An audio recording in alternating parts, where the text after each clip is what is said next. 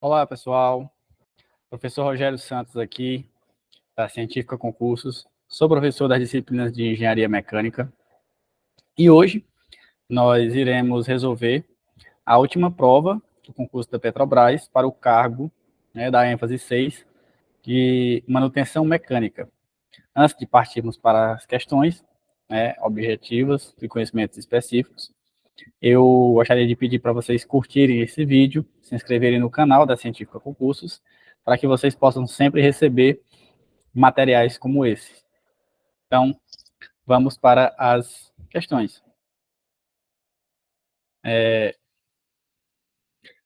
Julguem os itens que se seguem a respeito de metrologia, instrumentos de medição e sistemas de ajuste e tolerância. O item 41 tem a seguinte assertiva. Tolerância define a diferença máxima permitida entre as dimensões da peça e as dimensões nominais especificadas em projeto, enquanto o ajuste estabelece a variação máxima permitida nas dimensões da peça durante a produção.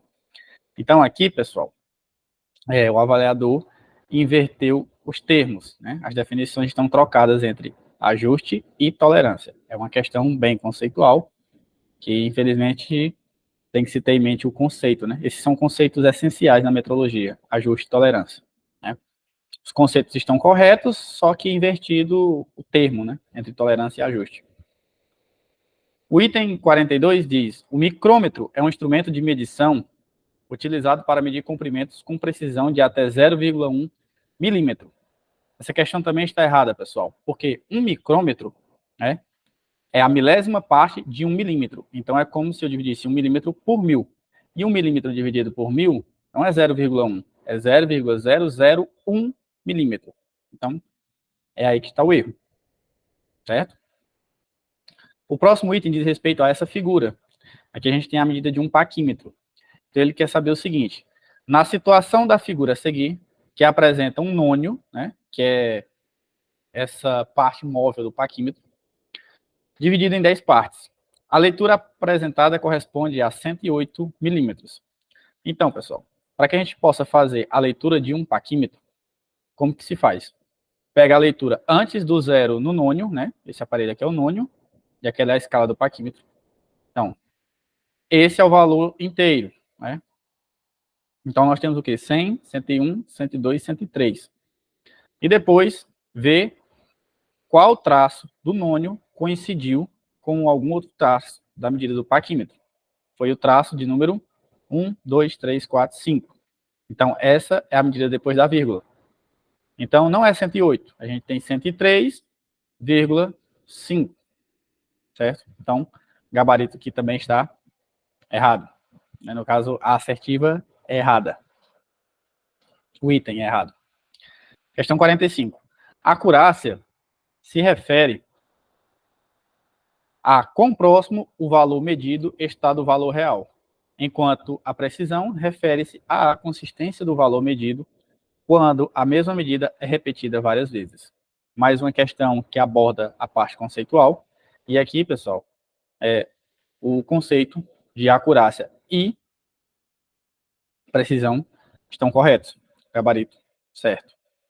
É como eu disse, essa aqui é uma questão conceitual, então assim, não há muito o que comentar.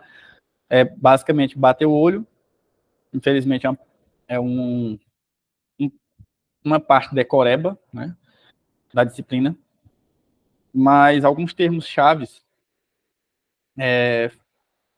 fazem com que fique mais fácil a memorização, né? Então, é isso. Vamos para o próximo item. Com relação a desenho técnico mecânico, julgue os itens subsequentes. A projeção ortográfica é uma técnica de representação gráfica utilizada para criar desenhos técnicos tridimensionais. A projeção ortográfica, pessoal, é uma projeção que é feita num plano. Se é feita num plano, é feita em 2 dimensões, né? Ou seja, ela pode ser utilizada a partir das 2 dimensões, o desenho, para que você possa rebater, né, pistas e ter uma peça em 3D. Mas a projeção ortográfica ela não é feita para desenhos tridimensionais, né? Ela é feita para desenhos em 2 dimensões. Portanto, o gabarito aqui está incorreto, né? E a norma que rege é a NBR 10.067, ela é bem categórica. Cria objetos bidimensionais no plano, né? Que podem representar os tridimensionais. Portanto, o gabarito está incorreto. A perspectiva cavaleira é uma técnica de representação gráfica importante em desenho técnico-mecânico, pois permite mostrar detalhes internos de peças e componentes, como furos, canais e cavidades. E esse final aqui é o que está incorreto, pessoal. A perspectiva cavaleira, ela não permite mostrar os detalhes internos, né? Para que eu possa, a perspectiva, ela vê até os detalhes superficiais. Mas para que eu possa ter uma análise, né, dos componentes internos, eu preciso ter um corte, né, nesse desenho. Então, a perspectiva por conta própria, ela não vai me mostrar esses componentes internos na peça. O gabarito também está incorreto, errado. A escala é a relação entre as dimensões de um objeto no desenho e suas dimensões reais. Isso está de acordo com a NBR 8196, que é justamente a norma brasileira que regulamenta as escalas, né? Desenho técnico mecânico. Então, letra fria da norma, né? Essas normas são muito importantes e é bom dar sempre uma lidazinha nelas, né? Sempre cai esses termos conceituais. 50. A cotagem é a indicação das medidas e tolerâncias de um objeto no desenho técnico.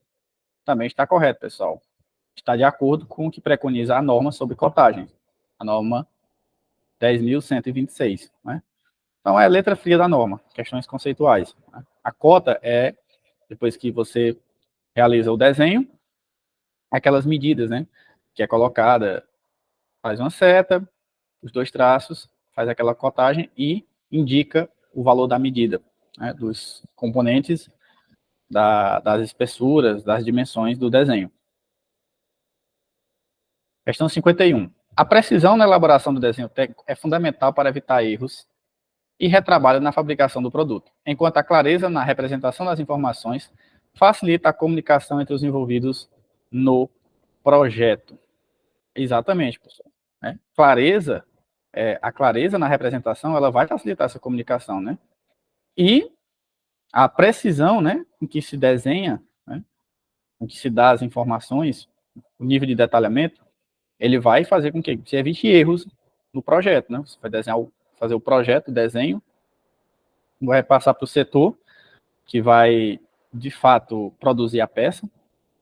Então, a clareza nas informações, a cota bem escrita, né, as visões, a perspectiva, e a precisão, né, os detalhes, numeração e o corte, tudo bem indicado, isso vai facilitar. Então, está correto.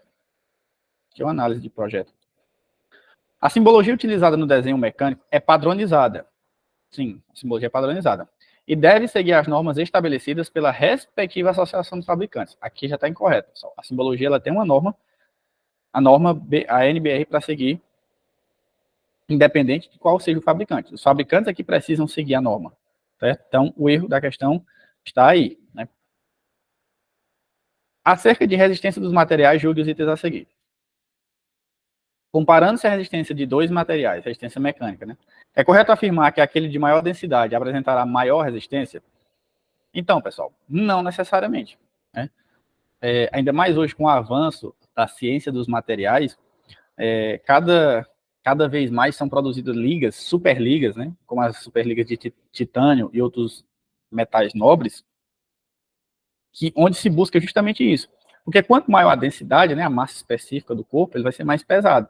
E principalmente na indústria aeronáutica, né, que você precisa ter uma alta resistência mecânica, né, já que as peças vão trabalhar em situações de alta variação, né, de desgaste, fadiga, de sofrer variações de pressão, consequência, tração, compressão, esforços. Ela também precisa ter uma baixa massa específica, uma baixa densidade, por conta da sustentação no ar. Eu estou dando o exemplo da indústria aeronáutica, porque é uma indústria com alto avanço tecnológico. Então, não necessariamente, quanto mais denso, mais resistente vai ser o material. Isso não é hoje não é mais uma relação que seja válida. Então, há casos e casos. Então, está errado. Questão 54. A deformação elástica é aquela em que o material retorna à sua forma original após a remoção da carga. Está correto, pessoal. A deformação elástica, né, que é feita lá nos ensaios de tração também, é aquela em que há um comportamento linear e na qual vale a lei de Hooke. Né? Lembrar da lei de Hooke. Tensão é igual ao modo de elasticidade vezes a deformação do material. Né? Então, quando eu retiro a carga que está sendo aplicada sobre o material, né, sobre o corpo de prova, ele retorna. Então, aquela deformação é chamada deformação elástica porque ela não é permanente. O corpo retorna ao seu estado original. Já se ultrapassasse essa barreira, né, essa tensão limite da zona elástica, aí vai ocorrer a deformação plástica, que é aquela deformação na qual, mesmo após a retirada da carga, o corpo não retorna à sua posição original. Então, a gente chama de deformação plástica quando há uma deformação permanente. Então, o item 54 está correto. O item 55 fala do modo de elasticidade. É a medida da rigidez de um material e representa a inclinação da curva tensão-deformação da região elástica sobre a carga. É exatamente isso. É sobre o que eu acabei de citar também na questão 54. Conforme essa máxima resistência, essa deformação que o corpo, né, que o material suporta, sem que ele altere a sua constituição quando essa carga é retirada, ele vai, no final, né, vai produzir um gráfico, tensão e a deformação, e esse gráfico vai me dar justamente esse módulo de elasticidade, que também é conhecido como módulo de Young. Né? Então, o gabarito está correto, e esse módulo de Young, né, ele é nada mais, nada menos, ele vale para a lei de Hooke. Certo? Eu coloquei aqui, mas está invertido. A lei de Hooke é tensão é igual a modularidade vezes a deformação. Né? O caso aqui seria tensão sobre deformação. Mas, enfim, essa zona elástica justamente é isso, né? É quando você tem um material, no gráfico que a gente vai ver agora, a curva que representa essa parte da zona elástica. Que é essa zona aqui. Né? A gente tem um gráfico de tensão e deformação de um material que foi feito um ensaio, né? Ensaio mecânico. E aqui, essa zona, que está mais azul escura, né? Quando se calcular essa área aqui do gráfico, a gente vai ter exatamente o módulo de elasticidade, o valor do módulo de elasticidade do material. Certo? A partir desse ponto A, então, até esse ponto A, que é chamada de região elástica, se eu retirar a carga, o material vai ter apenas deformação elástica. Ele vai retornar para o seu estado original. A partir desse ponto, né, se eu continuar a imprimir uma carga e depois retirar, esse corpo vai ter sofrido uma deformação plástica, e aí essa deformação é permanente. O corpo não retorna para a sua forma original. Lembrando que aqui nesse gráfico a gente ainda pode analisar o limite de resistência aqui, o C, que é justamente a máxima resistência que esse corpo suporta sem que ele entre em colapso. Né? O que seria em colapso? Se ele quebrar. Né? Aqui é a máxima que ele suporta. Ele vai deformar plasticamente, mas vai chegar um momento em que ele não vai suportar a carga e vai se romper. Né? Que vai ser justamente aqui nessa tensão de ruptura, limite de ruptura. Né? Quando essa deformação chegar a um ponto tão alto que ele vai se deformar aqui para se romper. É justamente disso que trata as próximas questões. Né? Ele fala primeiro do coeficiente de Poisson, que é uma medida que mensura a mudança de comprimento de um material em resposta a uma mudança de temperatura. Não é em resposta à mudança de temperatura. E sim, o coeficiente de Poisson, ele é a razão entre a deformação lateral, a deformação lateral e a deformação axial, ou a deformação longitudinal pela a deformação transversal do corpo. Então, quando eu tenho essa relação, porque o corpo, quando está sendo aplicado uma carga, ele vai se deformar em todas as dimensões. Vai se deformar uma quantidade na direção longitudinal e outra na transversal, quando eu aplico essa carga. Então, essa relação dessas deformações vai me dar o coeficiente de Poisson, que é mostrado pela letra grega ni, né? E é estabelecido dessa forma, né? Que a deformação no eixo x sobre a deformação no eixo z, por exemplo, né? No plano ortogonal. Isso significa, né, que ele não depende da temperatura, e sim, ele é uma medida de relação entre deformações. Então, o gabarito está errado. Questão 57. O momento fletor é a medida da força que causa uma torção na seção transversal da viga. Então, o erro da questão está aqui. O momento fletor, ele não causa uma torção, né? O momento fletor, ele causa uma flexão. Flexão é diferente de torção, certo? A torção no material é diferente da flexão. A flexão, ele vai fazer uma curvatura, né? Na torção, como o nome diz, ele vai torcer. Então, o momento fletor diz respeito à flexão. Torção já está relacionado a outro tipo de esforço atuante, né? Então, está errado. Só por isso, por esse termo. O limite de resistência à atração de um material é calculado dividindo-se pela área da seção transversal do material a carga máxima suportada. Exatamente isso, como a gente viu lá no gráfico. O limite de resistência à atração é justamente a máxima tração, a máxima carga que ele aguenta sobre a área da seção transversal desse corpo. Prova, né? Princípio básico da física. Pressão é igual a força sobre área. Essa pressão é igual a tensão. Então, a tensão máxima que ele vai suportar é essa carga máxima sobre essa área que está sendo aplicada a carga. Então, o gabarito está correto. No que diz respeito aos processos de fabricação mecânica, julgue os itens a seguir. A usinagem CNC, ou seja, comando numérico computadorizado, é um processo automatizado que utiliza computadores para controlar a operação da máquina de usinagem. Está correto. A própria sigla, né, significa isso, comando numérico computadorizado. Então, é um processo automatizado que usa computadores justamente para isso. Usinagem CNC. A usinagem é um processo de fabricação mecânica que utiliza um molde para produzir peças com alta precisão. Não. A usinagem é um processo de fabricação mecânica que ela faz acabamento de peças, né, e ela não utiliza molde, né? Não só acabamento. A usinagem ela faz cortes, ela cria, faz perfilamento, torneamento, fresamento. Então, ela faz a retirada de material e dá um contorno à peça. O processo de fabricação que é utilizar moldes para produzir peças é a fundição, né? Então, o gabarito está incorreto. O processo de laminação é utilizado para produzir peças com formas complexas, como engrenagens e peças de aeronaves. Está errado, pessoal. A laminação é feita justamente para produzir chapas, peças planas, né? Não peças complexas, né? Peças complexas elas irão passar por processos mais apurados de fabricação. Pode até ser que a laminação seja um processo intermediário ou inicial para que se chegue na engrenagem, na peça de aeronave, mas ela não é, por si só, o único processo de fabricação que vai ser utilizado, né? Não, está incorreto. Justamente ela vai produzir peças planas, né? Chapas, né? Algo bem simples. Em relação a sistemas hidráulicos e pneumáticos, julguem os itens a seguir.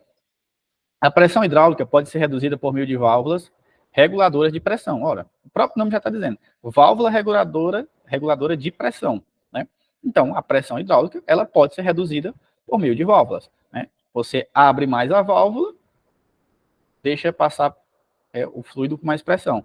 Fecha mais a válvula, há uma queda de pressão. Então, a reguladora de pressão é justamente para isso, para que ela possa reduzir ou aumentar a pressão, dependendo da situação.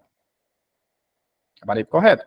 Os sistemas hidráulicos são mais adequados para aplicações em que a precisão é crucial, devido à menor compressibilidade dos fluidos. Isso está correto, pessoal.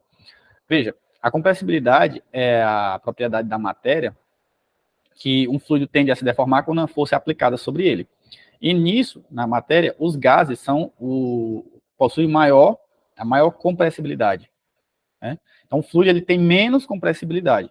Portanto, os sistemas, em relação aos sistemas pneumáticos, que trabalham com ar, por exemplo, ar comprimido, né? E comparando com sistemas hidráulicos que trabalham com líquidos, então os líquidos eles têm uma menor compressibilidade, ou seja, eles sofrem menos efeitos da deformação pela aplicação de forças. Então, por conta disso, eles são menos suscetíveis. Então, sim, eles são mais adequados, onde a precisão, ou seja, onde essas variações devido a essa deformação não serão tão sentidas quanto, por exemplo, nos sistemas pneumáticos. Quando comparados com sistemas pneumáticos, os sistemas hidráulicos são mais indicados para aplicações que requerem alta velocidade de aceleração.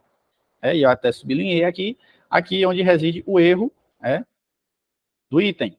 Sistemas pneumáticos são aqueles que atingem maiores velocidades em comparação com sistemas hidráulicos. Sistemas hidráulicos trabalham, embora trabalhem com velocidades, eles trabalham mais com força e potência. Já os sistemas pneumáticos, aí sim, essa é uma das diferentes características na hora de se analisar esses sistemas. Então, o gabarito está incorreto. Em relação aos diferentes modelos adotados na gestão de manutenção de equipamentos, julgue os itens a seguir.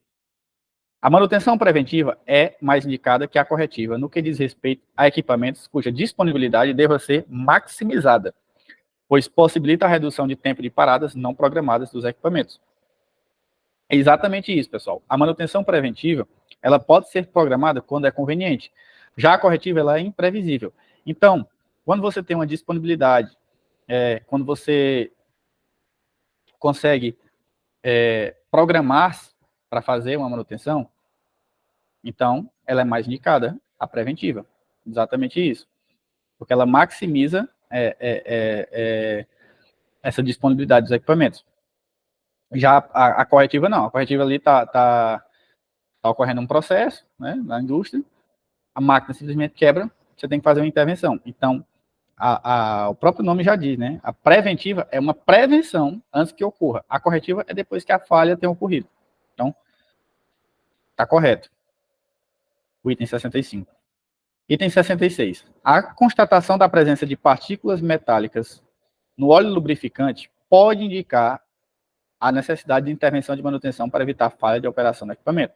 Correto, pessoal. O óleo lubrificante ele tem que ser livre de impurezas. Então, qualquer impureza que se apresente na composição do óleo lubrificante, que é justamente aquele que vai intercalar, formar uma película protetora para que as peças, né, engrenagens e outros motores, né, não entrem em contato direto, né, suavizem os esforços, os atritos. Se eu tenho partículas, por exemplo, metálicas ali, então essas partículas vão acabar entrando no meio dessa operação e vão comprometer as peças do equipamento, né, o maquinário. Então, se for detectado essas partículas, então tem que ter a intervenção e fazer a troca do óleo lubrificante. O gabarito está correto. Questão 67. A substituição de algum componente para restabelecer o correto funcionamento de determinado equipamento após a detecção de falha durante a operação caracteriza o modelo de manutenção pré-aditiva. Veja, substituir o componente para restabelecer o correto funcionamento de determinado equipamento após detectar a falha, ou seja, a falha ocorreu. Então, se ocorreu, é como eu falei na questão anterior. Depois que a falha ocorre, você vai fazer o quê? Uma correção. Então, aqui eu tenho uma manutenção corretiva. Então, o gabarito está incorreto. Em relação ao ciclo combinado, bem como aos processos e aos elementos dele envolvidos, julgue os itens a seguir. As plantas com turbinas a vapor são consideradas não poluentes, pois utilizam água como combustível. Pessoal, isso está errado. A água é o fluido de trabalho, a água não é o combustível. Né? O combustível das caldeiras são combustíveis fósseis. Né? Os combustíveis, na caldeira você tem a água, né, que será elevada à pressão até que ela se torne vapor, e esse vapor irá passar pela tubulação até chegar às pás da turbina, né, que estará acoplada a um gerador, e esse movimento vai gerar energia. Mas a água não é o combustível, a água é o fluido de trabalho. O combustível é o combustível fóssil, que irá aquecer justamente essa água até que ela se torne vapor. Então, está incorreto. a queima de combustíveis fósseis nas caldeiras. Então, está errado. Julgue os próximos itens relativos a bombas centrífugas e compressores. A diferença básica entre um compressor centrífugo e uma bomba centrífuga é estabelecida pelo sentido de rotação. Não, só está errado. A diferença, para começar, compressor não gosta de líquido. Bomba não gosta de ar. Então, primeira diferença, um trabalha com um fluido de trabalho, o outro trabalha com outro tipo, né, de fluido, né, que é o ar é um fluido, né, gás. Então, ao se inverter o sentido de rotação da bomba, esta passa a se operar como um compressor, né, e ao se inverter o sentido de rotação do compressor, passa a operar como um bomba centrífuga. Está errado, pessoal, isso aqui, né? A bomba trabalha com líquido e compressor com ar. Então, a diferença primordial já começa daí, o fluido de trabalho. Aí não existe bomba transformada em compressor. Isso está incorreto. O emprego de acoplamentos elásticos dispensa a realização de alinhamento entre o eixo da bomba e o eixo do motor que este aciona. Está incorreto isso aqui, pessoal, também. O acoplamento elástico, ele vai, por conta da sua propriedade elástica, ele vai amortecer choques e ruídos, mas ele não dispensa que seja feito um alinhamento, né, das peças. Inclusive, tem que ser feito sempre essa inspeção. Ele vai servir para outras funções, né, no equipamento, mas não vai dispensar o alinhamento jamais entre o eixo da bomba e o eixo do motor, né? Devido a passagem de fluido, a vibração excessiva, ele não vai segurar essa vibração. O que ele vai fazer é amortecer esse choque, justamente que acontece. Mas é preciso, sim, fazer um alinhamento, né, para que não haja vazamentos e, posteriormente, danos no equipamento. A presença de bolhas de vapor no líquido a ser bombeado por uma bomba centrífuga contribui para uma maior vida útil desta bomba, pois quanto mais vapor estiver presente, menores serão os esforços sobre os componentes mecânicos para a realização do bombeamento. Pessoal, isso aqui está totalmente incorreto, né? O que ele está falando aqui? O fenômeno da cavitação. Bomba não gosta de ar. Vamos lembrar, bomba não gosta de ar, compressor não gosta de líquido. Então, se tem bolhas de vapor líquido passando pela bomba, isso vai ocasionar uma diferença de pressão muito grande, zonas nas pás do rotor da bomba, isso vai causar cavitação, isso vai comprometer totalmente a vida útil do equipamento. Então, esse é o fenômeno da cavitação, e ele é prejudicial, ele deve ser evitado ao máximo, né, nas bombas centrífugas. Julgue os itens a seguir considerando um motor de combustão interna de ciclo diesel, cujo sistema de arrefecimento funciona em sua configuração original de modo a manter a temperatura de trabalho do líquido de arrefecimento na faixa de 88 a 95 graus Celsius durante sua operação contínua. Então ele diz o seguinte: o motor em questão terá maior vida útil e consumirá menos combustível caso seu sistema de arrefecimento seja modificado para manter a temperatura de trabalho do líquido de arrefecimento na faixa de 65 a 72. Pessoal, isso aqui está errado. Por quê? Tanto o superaquecimento quanto o arrefecimento excessivo, eles são prejudiciais. Por isso que existe uma faixa de trabalho ótima, que é justamente essa que ele dá no enunciado, entre 88 e 95 graus nos motores de combustão interna funcionamento a diesel. O que acontece? Se eu tiver um aumento nesse arrefecimento, ou seja, um resfriamento maior, o combustível ele não vai queimar dentro do cilindro de forma completa.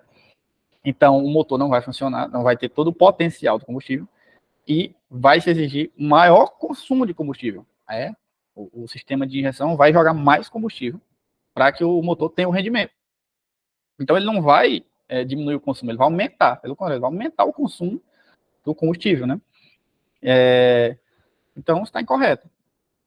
Além de prejudicar, né, o funcionamento, porque o sistema é projetado para trabalhar numa temperatura, uma faixa de temperatura. Se trabalha na faixa abaixo, ele está sendo subutilizado, né? Então, você está gastando os componentes, não está queimando o combustível da forma correta.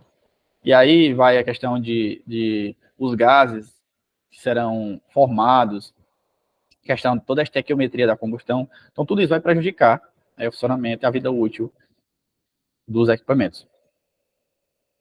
O emprego de velas de ignição em bobinas de ignição é uma característica desse tipo de motor. Que tipo de motor que ele está falando? O motor de combustão interna de ciclo diesel. Isso está incorreto, pessoal.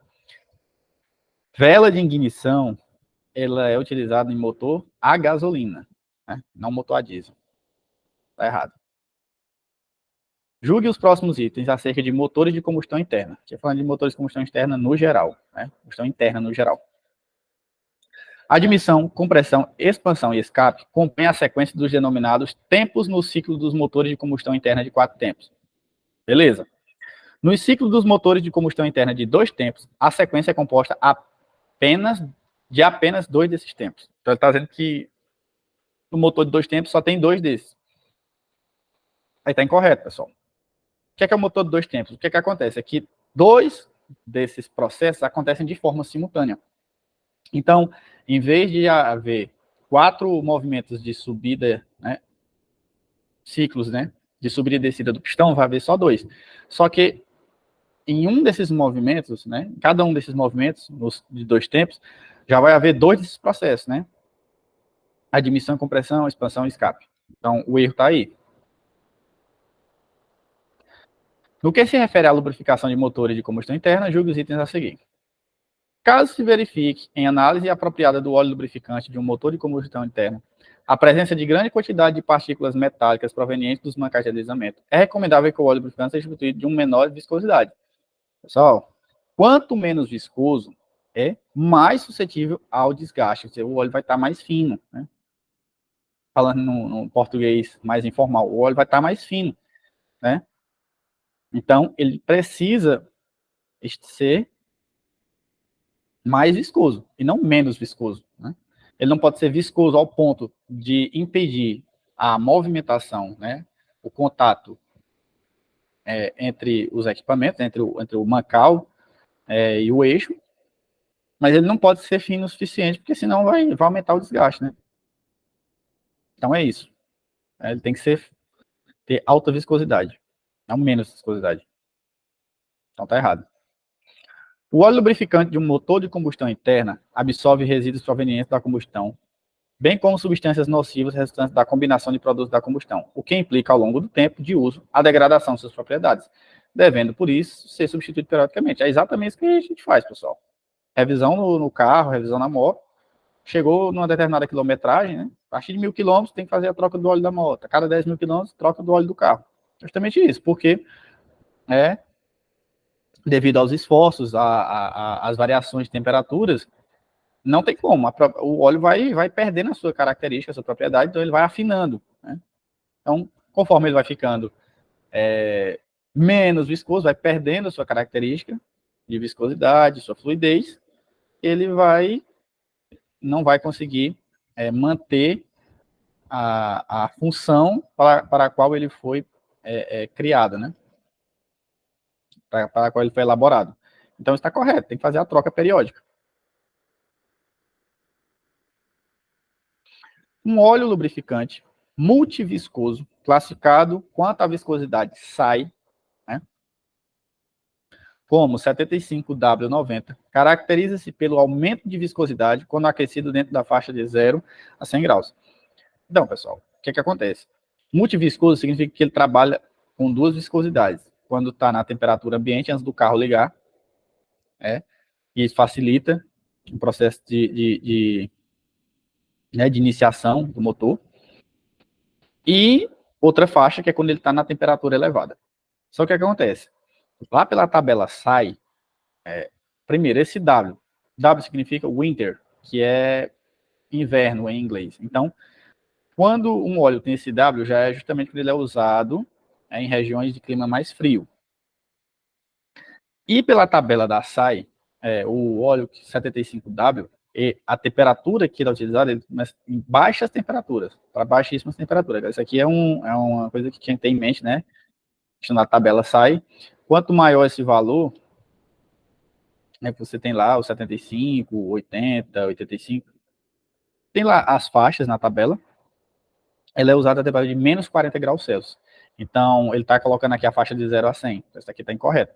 Sim, ele vai aumentar a viscosidade conforme aumenta a temperatura de trabalho, né? Porque o carro é ligado, justamente ele tem essa característica de ser multiviscoso. Quando o carro está em temperatura ambiente, ele tem uma temperatura e facilita o processo de ignição, de iniciação, mas quando o motor começa a funcionar, que ele também aumenta a viscosidade, justamente para isso, ele não perder a característica da viscosidade, que vai ajudar, né, no processo de andamento da máquina.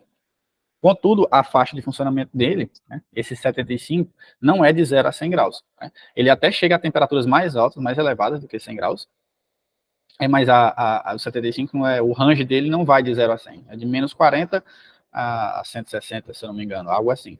Então está incorreto. Em relação aos tratamentos térmicos e ao processo metalográfico para identificação de estruturas e constituintes de metais metálicos, julgo os itens a seguir. Os processos metalográficos, em geral, consistem na preparação adequada da superfície da amostra, com posterior ataque químico, e são capazes de identificar contornos de grãos, macro e microestruturas, além de tratamentos térmicos e mecânicos sofridos pela peça. Exatamente isso, pessoal. Os tratamentos metalográficos, primeiro, você faz o corte do corpo de prova, então, embutimento, lixamento, polimento do corpo de prova, e depois faz um ataque químico. Após isso, é feita a análise, né, da estrutura, e essa análise vai mostrar qual foi o tratamento térmico que foi feito, a microestrutura, tem perlita, cementita, austenita, vai analisar a estrutura do material, né? Estou falando de um aço, por exemplo, né? Ferro carbono. Então, sim, o ataque químico é feito de forma posterior, e esse é a definição, né, de processos de ensaios metalográficos. Para o tratamento térmico de ligas metálicas, a máxima temperatura recomendada está localizada na região entre as linhas líquidos e sólidos do diagrama de fase respectiva da liga. Não, pessoal. Vai depender do tratamento térmico. Existem vários tipos de tratamento térmico. Alguns estão acima da temperatura crítica. Você tem normalização, revenimento. Então, cada um vai ocorrer na temperatura, mas às vezes ele está sempre, você eleva acima da temperatura crítica. Essa temperatura crítica ela não está entre a linha da divisão entre sólidos e líquidos, né? E que é justamente a linha que divide a fase líquida, né, o nome de sólidos e líquidos, divide a fase líquida da mistura ou com a fase sólida. Né? Ele não está nesse meio. A temperatura crítica ela é bem mais elevada. Isso está incorreto. Os materiais sólidos podem ser classificados em 3 categorias básicas: metais, cerâmicas e polímeros. A combinação de materiais de 2 ou mais categorias pode gerar materiais compostos ou mesmo subclassificações como materiais avançados ou biomateriais. Né? Considerando as propriedades e características esperadas para os materiais, julgue os itens a seguir. Os polímeros são basicamente formados por cadeias longas de ligações de átomos de carbono e hidrogênio. Isso é verdade, são os hidrocarbonetos. Cujas características mecânicas incluem elevada maleabilidade, está correto, e baixa ductilidade comparativamente aos metais. Não, aí não, aqui está errado. Eles possuem alta ductilidade. Então, essa é uma das características dos polímeros. Então, o erro está aqui. Questão. Eles também têm alta ductilidade. Elétrons livres, característicos de ligações metálicas, são responsáveis pela condutividade elétrica e térmica dos metais, além de um brilho característico quando polidos. Exatamente isso, pessoal. Ligações metálicas, ou seja, que acontecem entre 2 tipos de metais, você tem vários tipos de ligações químicas, né? A ligação iônica, covalente, a ligação metálica. Então, quando há essa ligação metálica, uma das características é a presença de elétrons livres, uma nuvem de elétrons livres. E é justamente eles quem vão proporcionar essa condutividade elétrica aos metais, né? Por isso que metais são tão bons condutores elétricos. Além disso, esse brilho, né? É causado também por esses elétrons livres. Então, está correto. Acerca de soldagem e arco com eletrodo revestido, julgue o próximo item. O revestimento do eletrodo tem, entre outras funções, a de formar uma proteção da poça de fusão, impedindo o contato do metal líquido com o oxigênio. Exatamente isso, pessoal. Porque o oxigênio, ele pode, se não tivesse essa proteção, o oxigênio poderia criar incrustações e fragilizar a solda. Então, uma das funções, justamente desse revestimento do eletrodo no momento que está sendo feita a soldagem, é criar essa proteção e que impeça que o oxigênio adentre ali, né, na poça de fusão e crie zonas de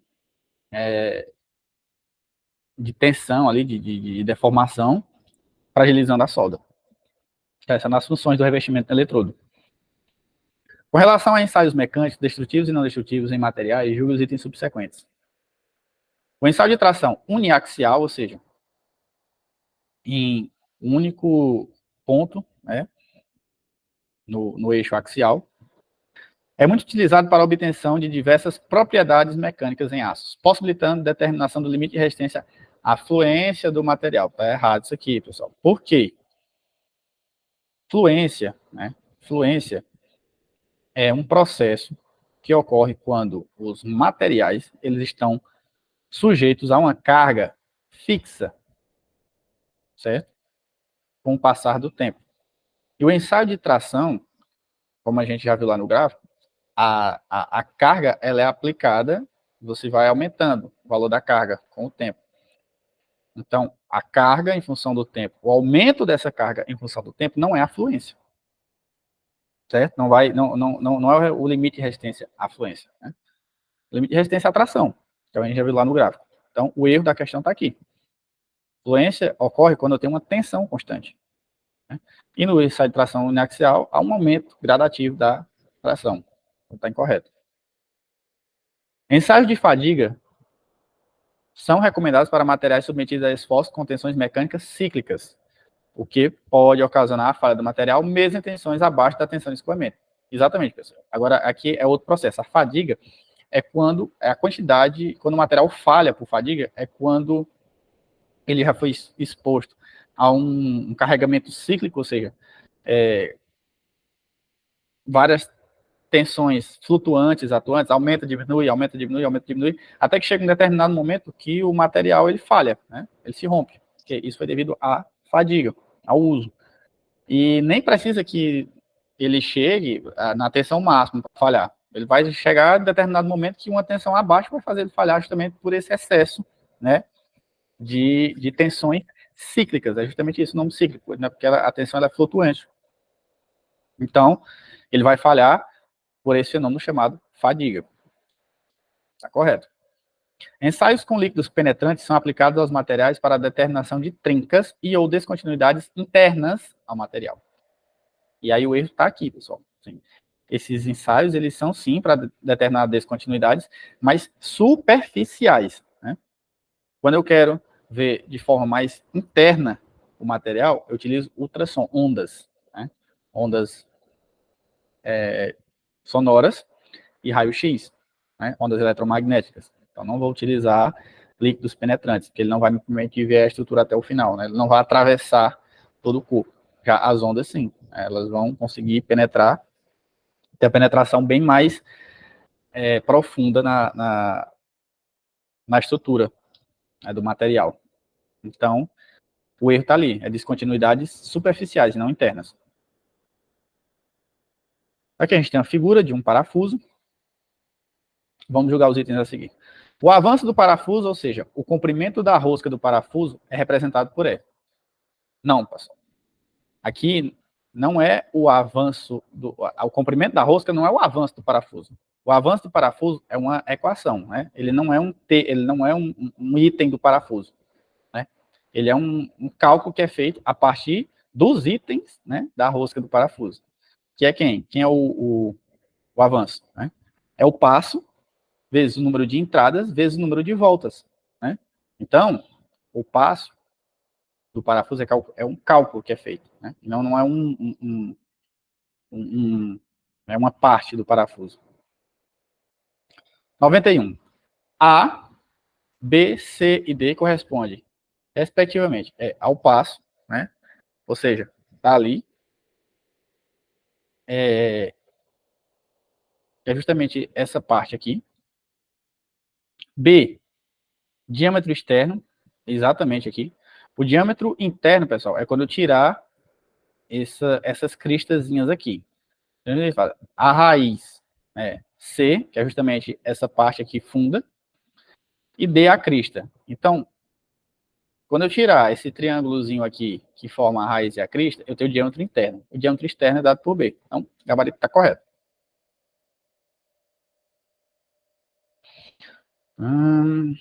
Vamos lá. Com relação a mancais, julgue os itens seguintes. A vida útil de um mancal pode ser significativamente reduzida quando os limites de desalinhamento admissíveis estabelecidos pelo fabricante são ultrapassados ou quando ocorre uma diminuição das cargas aplicadas. Aí ele errou a questão.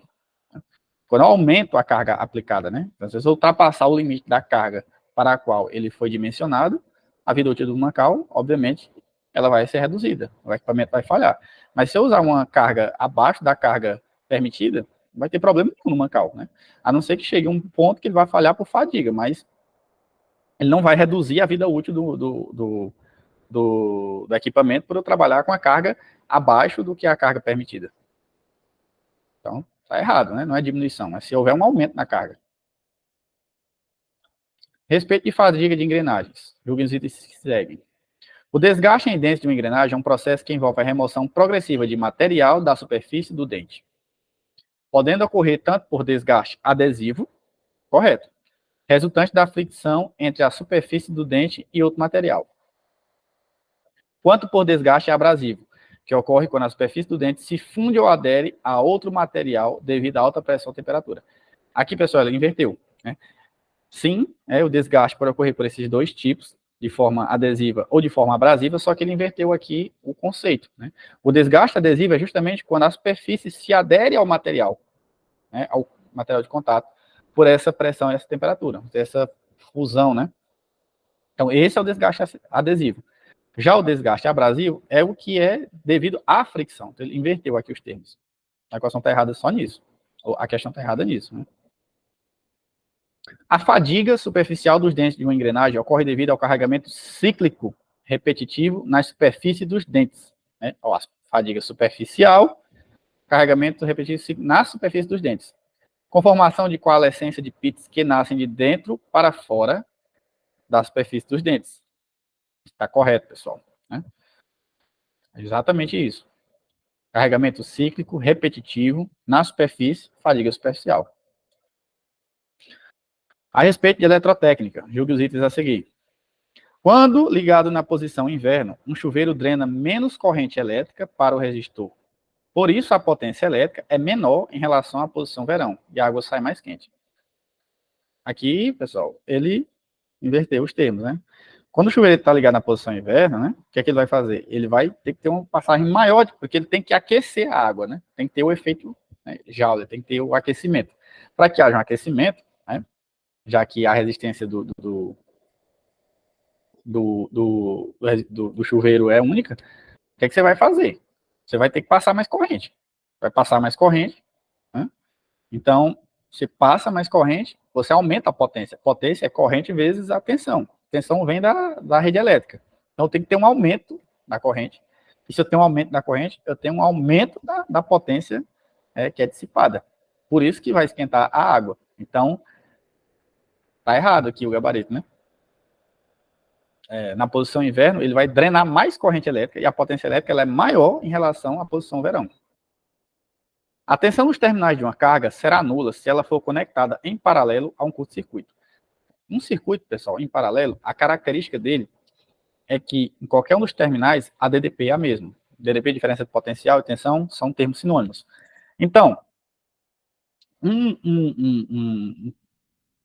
terminal, quando ele diz que ele está em curto-circuito, é quando eu não tenho diferença de potencial entre eles. Então, se num circuito em paralelo, que já tem uma DDP idêntica, né, nos dois terminais, eu conectar outro terminal com essa mesma DDP, o que é que vai acontecer aqui? Eu não vou ter passagem de corrente, porque a passagem de corrente elétrica é justamente isso. Eu preciso ter uma diferença de potencial entre um ponto e outro para que os elétrons fluam, né, do ponto de maior ao de menor potencial, né? Caso contrário, eu não vou conseguir fazer essa passagem de corrente elétrica. Eu vou ter o quê? Um curto-circuito, né? E, enfim, a corrente vai, dependendo do tipo de curto-circuito, pode gerar problemas, né? Queimar o aparelho, enfim. Então, está correto. A tensão vai ser nula. Vai dar DDP igual a zero e a corrente vai passar para o infinito. Aí vai dar problema.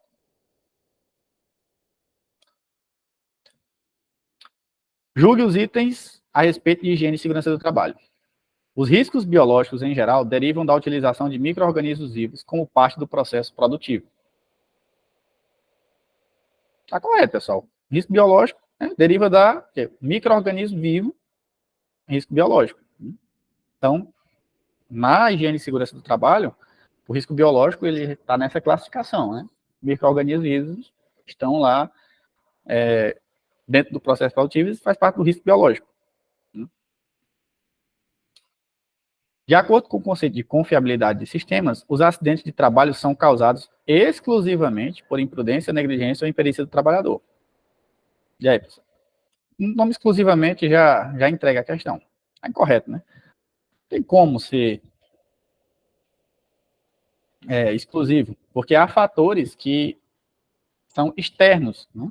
Que pode ocasionar nos acidentes de trabalho. Não necessariamente por culpa do trabalhador, né? Por a imperícia, por a negligência, pela imprudência. Então, não é exclusivo. Tá? Os fatores externos, que são muitas vezes imprevisíveis, podem ser previstos, mas às vezes nem tudo está sob controle. Então, não é. Né? Existem causas que fogem à alçada do trabalhador e não são exclusividades do trabalhador os acidentes de trabalho. Bom, pessoal, a gente finalizou a prova e aqui eu queria apresentar para vocês os planos de mentoria e monitoria da Científica Concursos, né, as ferramentas.